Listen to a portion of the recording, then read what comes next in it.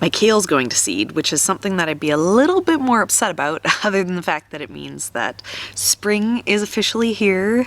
The the year-old brassicas, they want to have their babies, so I'm definitely not going to complain. But that does mean that if I don't do anything, my kale's gonna get really unedible. So what I'm doing today is I'm out in the garden and I'm breaking off the tips of the kale plants in an attempt to stop them from setting seed and keeping them edible for me for, you know, like it'll get an extra week or two by doing this. If I just let it go, you know, it's gonna pull energy from all these leaves that are on there, and it won't be long before the plant is completely unedible.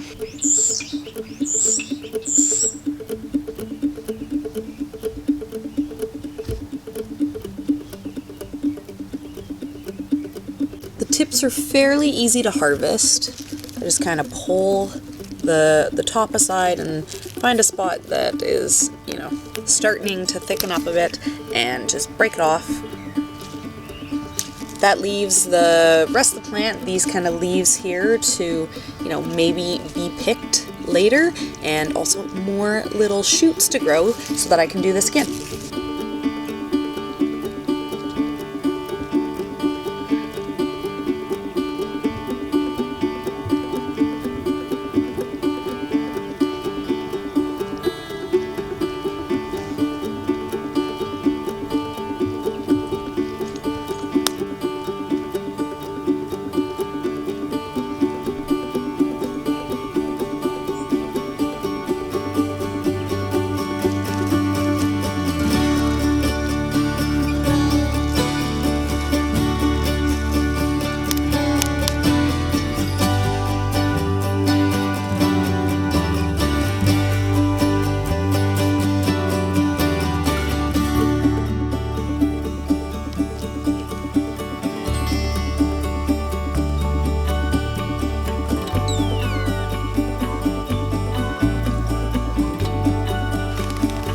Ian's still away at work and he loves kale, so if I can get these plants to survive just a little bit longer, there's a chance that he might be able to get some spring kale, which is when kale really is the best. This time of year is one of the few reasons that I actually do allow the kale to get grown, especially in the numbers, because at this point in my garden it's tons and tons of kale, but it's super tender. It doesn't have that rubberiness that I associate with raw kale. It's really soft, almost like a romaine lettuce. So it's quite enjoyable, and like romaine, I like to eat it as a Caesar salad.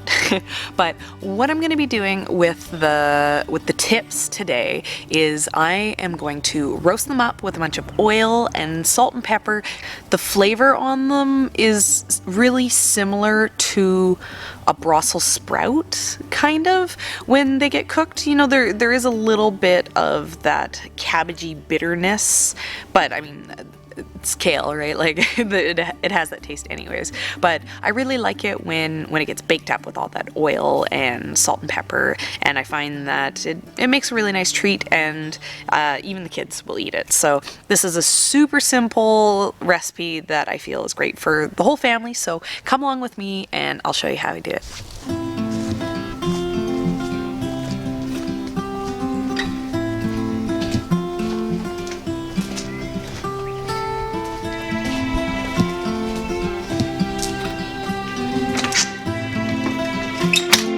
This recipe is super simple. You just take the kale, you spread it out on the pan, and you sprinkle salt and pepper on top of it, and you douse it generously in olive oil.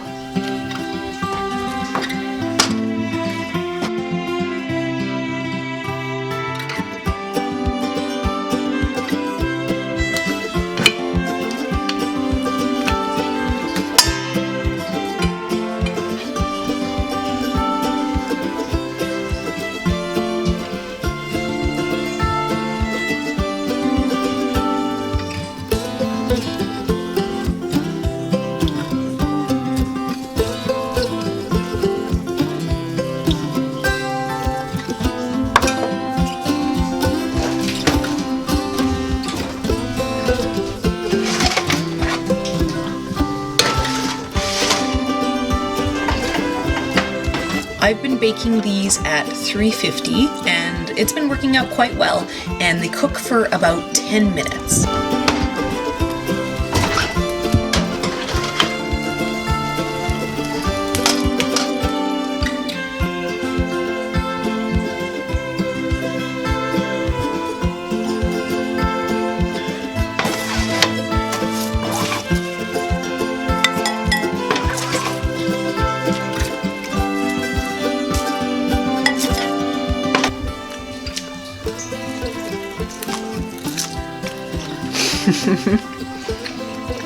They're really good.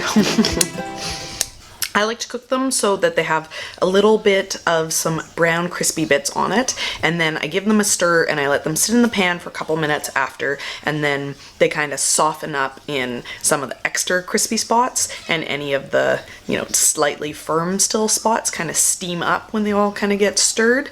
This recipe is super simple.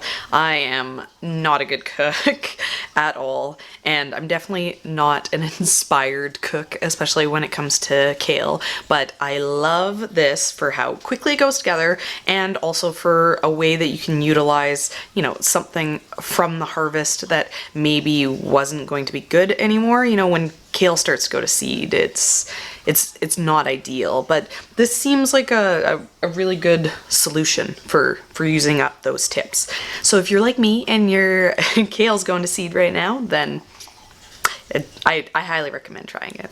If you also suck at cooking and you have a lot of kale that you don't know how to eat, like me, one of the other main recipes that we use kale for is in smoothies, and I got a video for that. I'll put a card to it up there if you'd like to check it out. If you have someone else that you know that's drowning in kale, I highly recommend we share this recipe around. It's really enjoyable. And if you found this recipe useful, don't forget to give me a like, and I will see you next time. I'm gonna eat all these before the kids even wake up. Dinner for mommy only.